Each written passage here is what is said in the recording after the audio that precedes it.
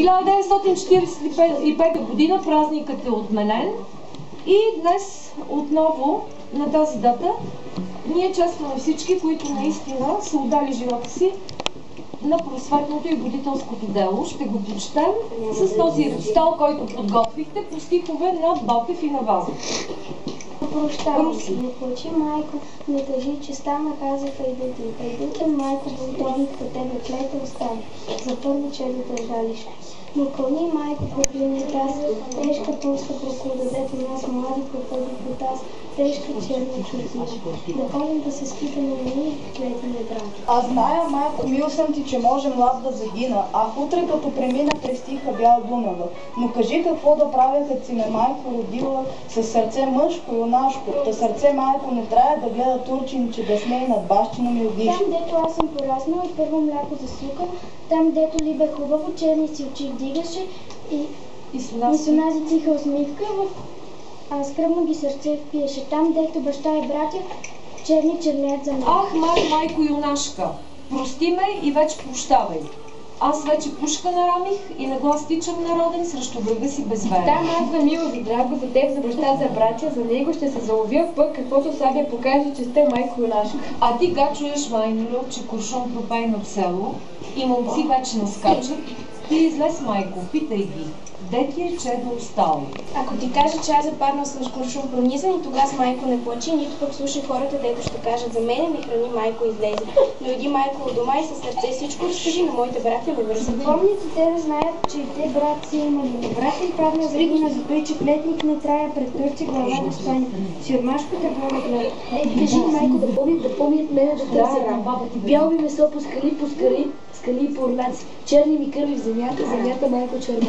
Едно ми найде пушката, майко Сабията и дето срещна душмани с куршум да го поздравят, а пък със Сабия помилвано.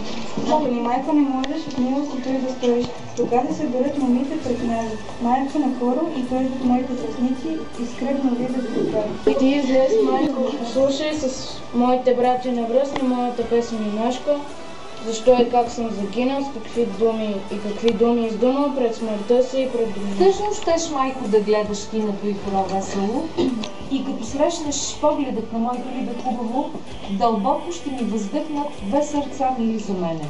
Нейното, майко, и твоето. И две щат сълзи да капнат на стари гърди и млади, но той щат братя да видят. И кога майко пораснат, като брата си ще станат, силно да любят. Ако ли мале, майоле, жив и здрав стигна до село, жив и здрав с байра в ръка, по байра лични юнаци, на пети дрехи войнишки. С левове златни начело, с иглянки пушки на рамо и с саби земи на кръста, а тогава майко юнашка. Оли да мило, хубаво! Берете цветя в градина, късайте брашлени здравец, кичете, глави и пушки. И тогава спанеци питка ти майко ела при мене. Ела ме майко прегърни и в кръсно село целуни, кръсно с две думи залети, свобода и смърт юнашка. Аз ще ида прегърна с първава ръка през лям, да чуи то сърце юнашко, както пък сърце играе плачърно, да спра с целувка, сълзи с остатък глави.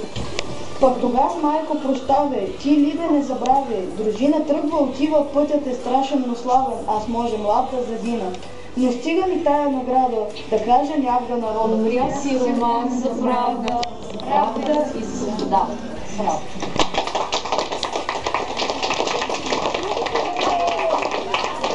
Нека беласът са стари и нови патак, в миналото наше хвърлят своя мрак, нека да ни сочат с присмехи обидни, щупени окови и дирите спидни.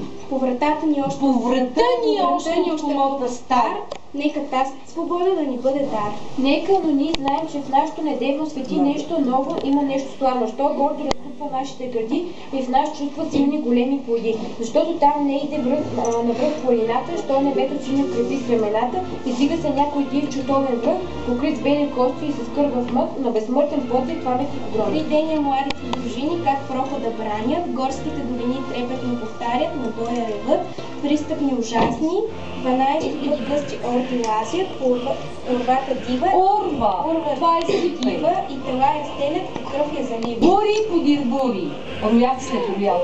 Сюлейман безонни сочи върха пак и вика: търчете, там са раите.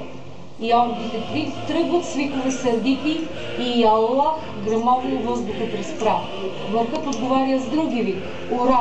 И с нов дъжд, куршуми, камъни и дървие, дружините наши изтискани с кръви, пушката и отблъскат без сигнал, без ред, всякой гледа само да бъде напред. И гърдите геройски на смърт да изложи и един враг повече мъртъв да положи. Пушкалата екна, турците реват. Браво, Боби! Аз съм пак. Браво! Насите падат и мрът, идат като тигри, бягат като овци и пак се завръщат българи и орловци. Като лъвове тичат по страшни редут, не срещат ни жега, ни жажда, ни труд. Штурмът е отчаян, отгоре къде. 3 дни вече се бият на помощ не иде. От никъде взорът надежда не види и братските войни не фърчат към тях. Нищо те ще падат, но черепна без страх. Как шепа От Спарта! Спартанци! Статната на Квин. Талантите идат, всичките на штрейк са. Последният напън вече е настанал. Тогава Столетов, наши генерал, ревна громоловно. Млади опълченци, венчайте България с лаврови венци. При тези думи силни дружините горди чакат геройски душмански чорби. Бесни и шумени, геройски час. Вълните намират канари тогава, патроните липсват, но волите траят. Щикът се пречупва, гърдите оставят. И сладката радост до край да измрат, пред цяла вселена на то славен род. С една смърт юнашка и с една победа, България цяло сега най-се гледа. Той пръв висок е, тя ще ни съзре. Ако бива гали, да мрем по-добре. Няма вече оръжие, има хекапомба. Всяко дърво мече, всяко и камък бомба, всяко нещо удар, всяка душа плана. Камъни и дърви изчезнаха там. Грабайте телата. Някой се изкряска и труповете мъртви фръкнаха за частка. Като демони, черни на черни роя, катурят, като живи. Друг път не видели едно да се бият живи умрели. И въздуха цепят с демонски вик. Боят се обръща на смъртен щит. Героите наши като скали твърти желязното срещат с железните си гърди и хвърлят се с песни в свирепата сеч. Като виждат харно, че умират вече, по войни по-нови от орди дивашки гълтат, потопяват орляка юнашки. Ясно миг ще падне заветният трон, изведнъж Радецки пристигна с... И днес си още Балкана, щом буря зафаща. Помни този ден бурен, шуми и препраща. Славата му дивна, като някой лек.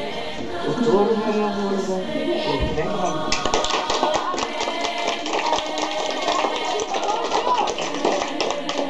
Език свещен на моите деди, език на мъки, стонове вековни, език на тая, дето ми роди, за радостна, за ядове отровни. Език прекрасен, кой те не руга и кой те пощади от хулигатки. Слушвал ли се някой до сега мелодията на твоите звуци сладки? Разбра ли някой колко хубав мощ се крие в речта ти гъвкава? Звънлива, отруйни тонове, какъв разкош, какъв размах и изразитост жива. Падна с общия позор. Ухулен, опетнен с думи кълни. И чудни, и чуждите, и нашите хора отрекоха те, о, език страдал. Не си можал да възплатиш в теб създания на творческата мисъл и не за песен дните след. За друг размеж не само бил, дори. Тъй слушам се, там съм на света. Все той, когато изкуство ужасно, модно, все то е отзив, ниска клевета. Що след тя всичко мило и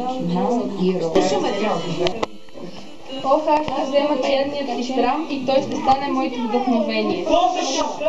И светли кухня ще те предам на бъдещото бодро поколение. Ох, ще те обриша от кълта. Аз ще те обриша от кълта. И в твоя чисти блясък ще те покажа и с удара на твоята красота, а с хулниците твои ще накажа.